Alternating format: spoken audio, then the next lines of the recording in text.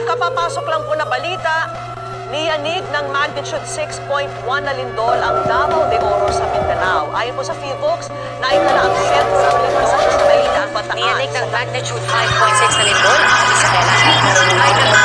616 ang naitalang aftershock matapos ang magnitude 6.4 na lindol na tumama sa Abra noong October. Niyanig ng magnitude 5.9 na lindol ang Davao de Oro.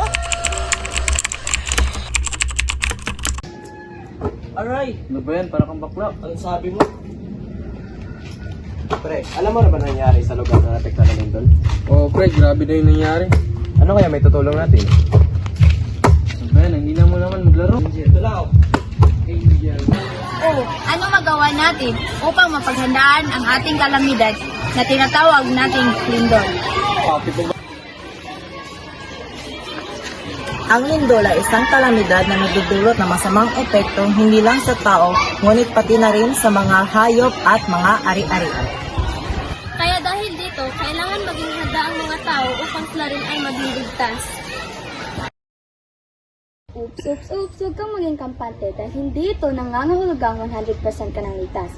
Ngunit ito nagpapabawas ng mga masasamang epekto nito na maaaring mararanasan sana ng mga tao.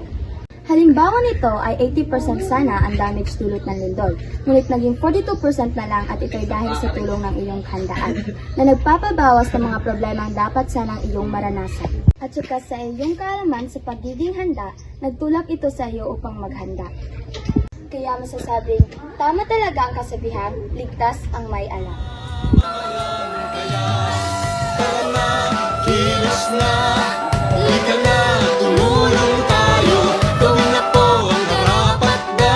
Pero teka lang, para ba maging handa?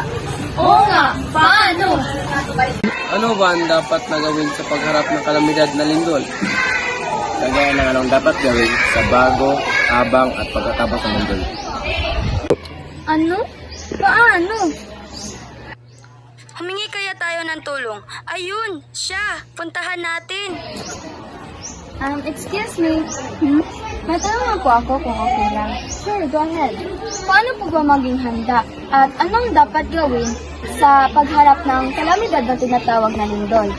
Para sa akin, maging handa ka kung alam mo ang dapat gawin sa bago, habang at pagkatapos ng lindol.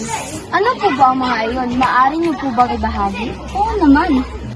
Ito ang mga dapat gawin. Unahin muna natin ang bago. Una, siguraduhin matibay ang bahay at ikumpuni ang mga sirang bahagi nito. Pangalawa, ayusin ang pag-iimbak ng mga nakakalasang kimikal at mga bagay na maaaring maging sanhi ng sunog. Pangatlo, siguraduhin ligtas ang pagkakalagay ng mga mabibigat at makabiting bagay. Pang-apat, ihanda ang gubag na naglalaman ng mga pangangailangan ng pamilya. At panghuli ay makilahok sa mga pagsasanay ukol sa lindol.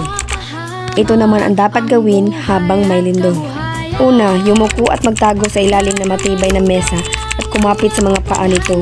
Manatiling alerto sa mga banta ng panganib sa paligid.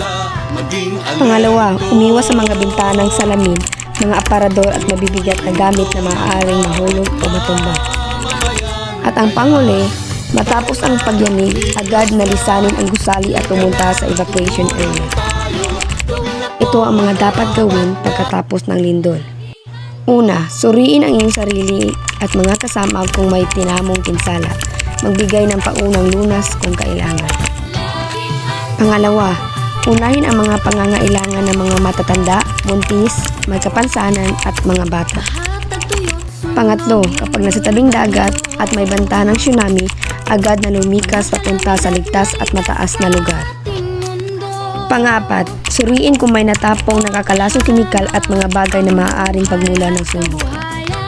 Panglima, huwag bumalik sa loob ng gusali hanggang walang abiso na ligtas na ito. At ang panghuli, suriin ang mga linya ng tubig at kuryente para sa maaaring pinsala. Suriin din ang tangke ng gas o LPG. Ganun. May katanungan ka pa ba? Wala na po. Maraming salamat na po pala. Malaking tulong na po ito para sa amin ay yun sa akin. Masaya kung natulungan kita kaya walang anuman. Samahan mo po ako. May pupunta lang po tayo doon. Sige.